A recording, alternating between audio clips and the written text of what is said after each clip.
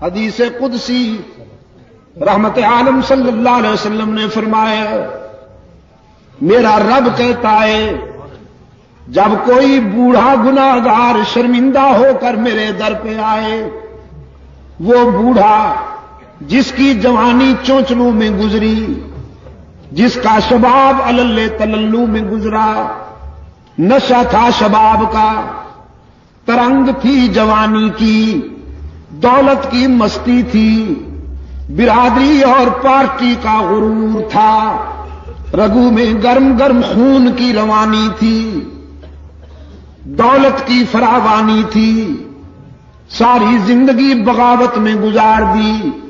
ایک بار بھی میرے در پہ سجدہ ریز نہیں ہوا،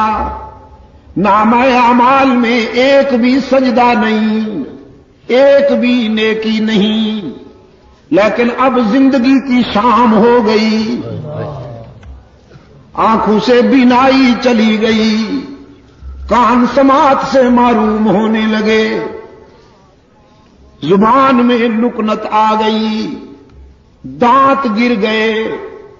سر کانپنے لگا، بالوں میں سفیدی اتر آئی، بیماریوں نے یلغار کر دیا،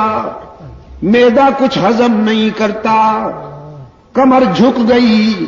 پاؤں کانپنے لگے، ہاتھ لرزنے لگے،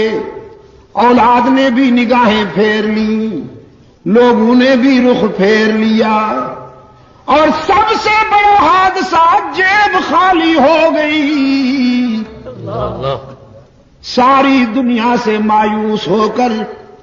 یہ بوڑھا باغی، یہ بوڑھا گناہگار رات کے اندھیرے میں سب سے چھپ کر اللہ کے در پہ روتا ہوا آتا ہے کہ تنگ دستی کے جو عالم میں گھبراتا ہوں، پر درے غیر پہ جاتے ہوئے شرماتا ہوں، ہاتھ پھیلانے میں محتاج کو غیرت کیسی، شرم اتنی ہے کہ بندہ تیرا کہلاتا ہوں۔ رب العالمین نے فرمایا میرے محبوب، میرے پیغمبر، بہت اچھی طرح جانتا ہوں اس بوڑھے کو، اس کے ماضی و حال کا ایک ایک نقش میرے سامنے ہے، لیکن آج میں اسے در سے اپنے در سے ٹھکراتا نہیں، مایوس نہیں جانے دیتا کہ مجھے اس کے سفید بالوں سے حیا آ جاتی ہے کہ اگر میں بھی اسے ٹھکرا دوں تو کہاں جائے گا، یہ بھول گیا میں کیوں ٹھکراؤں۔ ہاں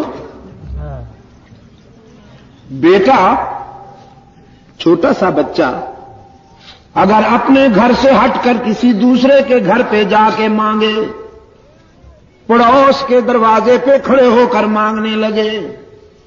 تو پھر ماں یہ تو نہیں کہتی کہ جاؤ اسی گھر میں رہو، تم نے ان سے مانگا کیوں، ان کے دروازے پہ گئے کیوں؟ ماں آتی ہے، اپنے لال کو اٹھا کر سینے سے لگاتی ہے، منہ چوم لیتی ہے، کہتی ہے بیٹا یہاں کیوں آ گئے ہو، سب کچھ مجھ سے ہی ملے گا۔